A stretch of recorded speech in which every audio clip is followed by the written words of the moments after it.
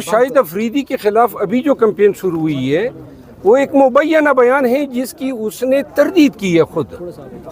میں نے اس بیان کی یہ ٹویٹ جاری کرنے سے پہلے اس کا نمبر لے کے اس کو فون کیا. زندگی میں کبھی اس سے ملا نہیں ہوں, لیکن میں نے ان سے پوچھا کہ یہ بیان جو آپ کو ایٹریبیوٹ کیا جا رہا ہے یہ آپ کا بیان ہے؟ تو اس نے حلفاً کہا اور عمران خان کے لیے عمران بھائی کا لفظ استعمال کرتا رہا. تو لہٰذا ایک شخص جب خود ہی اس بیان کی تردید کر دے تو پھر ہمارے لیے یہ مناسب تو نہیں ہے کہ اس کی ٹرولنگ کریں. تو میں نے پھر اسی لیے اپنے ورکرز کے لیے پی ٹی آئی کے لیے یہ ایک پیغام تھا, اور یہ پیغام اس طرح علی محمد خان صاحب نے بھی دیا ہے. لہٰذا ہماری ریکویسٹ ہے, باقی کوئی اگر ہمارے ساتھ آئیڈیلی نہیں ہے تو وہ بے شک اپنے راستہ ناپے, لیکن ہمارا یہ حق تو نہیں ہے کہ ہمارے ساتھ نہ ہونے پر یا ہمارے خلاف کوئی سیاسی بیان دینے پر ہم اس کی ٹرالنگ کریں.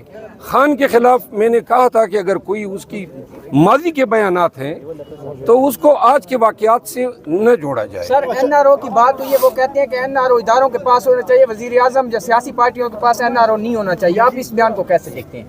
یہ شاہد افریدی صاحب کے بیان ہے. سر این آر او کو کسی نے مانگا بھی ہے.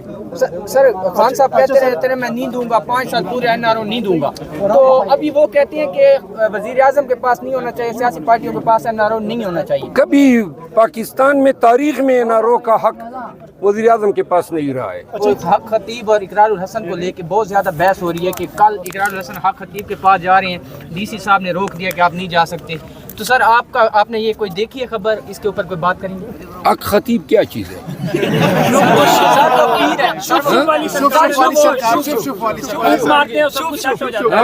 وہ پگوڑ والا. اچھا ہاں, میں حسن نے ان کو چیلنج کیا ہے, کل وہ ان کے رہائش گاہ جا رہے ہیں, چیلنج کیا ہے. ویسے میرا بھی جی کرتا ہے اس کے پاس چلا جاؤں, پاکستان پہ ایک چوفی مار دے, شاید پاکستان کی حالت ٹھیک ہو جائے. آپ کے خیال میں کون ٹھیک ہے؟ واقعی ٹھیک ہے, شف سے معاملہ حل ہو جاتا ہے؟ ویسے یہ ان کا نام کیا ہے پیر صاحب کا؟ اچھا, میں نے ان کی ویڈیوز دیکھی ہیں, لیکن میں کون درست دیکھے ہیں. وہ اس کی چند چیزیں ہیں, وہ چپ کر کے فالج والا اٹھ جاتا ہے, وہ ذرا تھوڑا سا ہم بھی ترترا جاتے ہیں کہ یہ تو فالج اٹھ جاتا ہے, فالج والا نہیں اٹھتا. ہاں, فالج اٹھ جاتا ہے. اندھے جو ہیں ان کو نظریں مل جاتی ہے. ذرا یہ بندہ جو ہے بڑا دلچسپ, اقرار الحسن جو ہے وہ پوری چیز ہے, ٹھیک ہے نا. ایک دفعہ بندے کے پیچھے لگ جائے نا چھوڑتا نہیں ہے.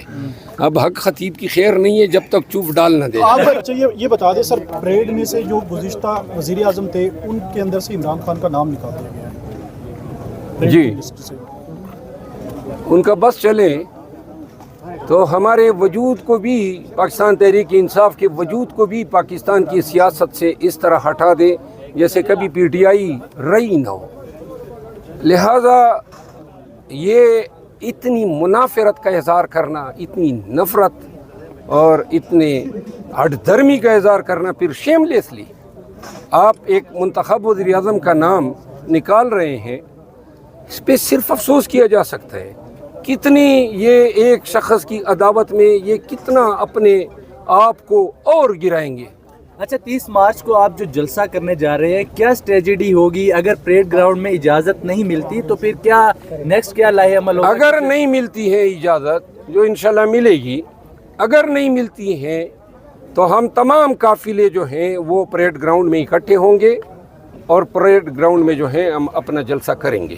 میرے آنکھوں کے سامنے یہ سب ہارے ہوئے, شہباز شریف اور نواز شریف سارے ہارے ہوئے آ کے الف اٹھا رہے ہیں. او بھائی کوئی اخلاق کی تھوڑی سی تو رمق ہوتی. آج مجھے ہمارے پی ٹی آئی گئے کہ میں نے اورنگزیب خان, وہ مجھے بتایا تھا نارتھ وزیرستان سے میں نے بنا فارم 47 پہ مولانا کے ایک ایم این اے ہے, اس کو جتوایا گیا, میں ان کا وکیل بھی تھا. تو وہ مجھے کہتا ہے, سنیں یہ بات بڑے سوچ کی بات ہے, انہوں نے کہا کہ یہ جو میرا مخالف تھا بڑا ہی بزرگ عالم دین مشہور تھا, اور کہتے ہیں لوگ کہتے تھے کہ تصوف کی معراج کو پہنچا ہوا ہے اور کیا برگزیدہ ہستی ہے. تو انہوں نے کہا کہ جب میں جیت گیا اور لوگ مجھے بتا رہے تھے کہ 47 میں یہ شخص جتوایا جا رہا ہے، کہتے ہیں میرا ضمیر ہی نہیں مان رہا تھا کہ یہ برگزیدہ شخصیت یہ چیز تسلیم کرے گا. جناب علی بعد میں پتہ چلا برگزیدہ بڑھ گیا. تو جب برگزیدوں کی یہ حالت ہوئی تو یہ جو یاجوج ماجوج ہے، نواز شریف شہباز شریف، ان سے تو پھر گلہ ہی نہیں. کتنے چھوٹے چھوٹے لیڈر ہم نے پیدا کیے.